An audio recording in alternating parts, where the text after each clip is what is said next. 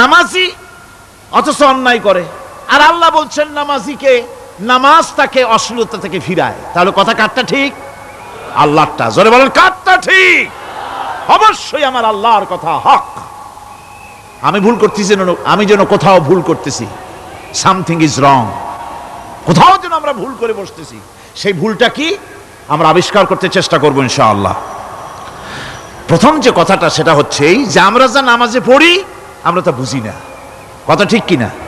আমি যদি এখন প্রশ্ন করি সামি আল্লাহু লিমান হামিদা অর্থ কি কোন, ফার্স্ট ডিভিশনে কয়েকটা লেটার নিয়ে ফেল করবেন এরকম লোক আছেন না নাই? সুবহান রাব্বিয়াল আলা অর্থ কি জানি না, সুবহান রাব্বিয়াল আযীমের অর্থ কি জানি না, দোয়া কুনুত অর্থ কি জানি না, তাশাহুদ অর্থ কি জানি না, সূরা ফাতিহার অর্থ কি জানি না, এমন কি উযুর মধ্যে কয়টা ফরজ তাও অনেকের জানা নাই। কথা কি বেশি বললাম না ঠিক বলছি? একজনের জিজ্ঞেস করলো, মিয়া উযুতে কয় ফরজ? কয় হুজুর কি মনে করেন এটা বুঝি জানি না, এটা তো সাধারণ ব্যাপার, বলেন না কয় ফরজ? কয় উযুতে তো 17 ফরজ। কি কি? কয় হাত ধোয়া, পাও ধোয়া, মুখ ধোয়া, নাক ধোয়া, চোখ ধোয়া, জিহ্বা ধোয়া, মাথা ধোয়া। বলতে বলতে গুনে দেখা গেল প্রায় 19টার মতো বলছে। বলা হলো মিয়া বললেন আপনি উযুতে ফরজ 17টা, কইলেন আপনি 19টা। কয় হুজুর জানি আরো, বলি না আপনাদের ভয়তে। উযু জানে না, নামাজ জানে না, তাকে এই নামাজ কেমনে ফিরাবে অন্যায় কাজ থেকে? কথা বুঝতে পেরেছেন?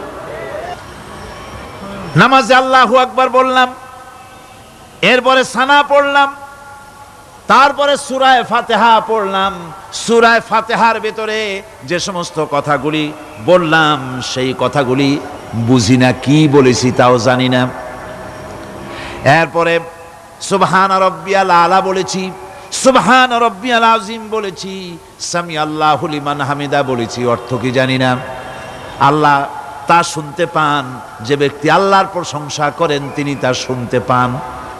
নামাজের মধ্যে আইডিয়া দেওয়া হচ্ছে তুমি যে আল্লাহর জন্য নামাজ পড়তেছো, প্রশংসা করতেছো, এটা এমন নয় যে আল্লাহ পাক দেখছেন না বা শুনতেছেন না। তুমি যা বলতেছো, প্রশংসা করতেছো, আল্লাহ পাক তা শুনতে পাচ্ছেন। সামি আল্লাহু লিমান হামিদা।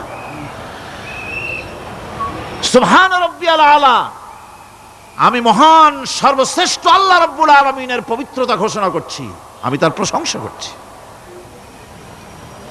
সূরা ফাতিহার কি আমরা বলি আপনারা ব্যাখ্যা দেখে বুঝে নিয়েন, সেগুলি আমি এখানে বলে বাকি কথা সব শেষ করতে পারবো না।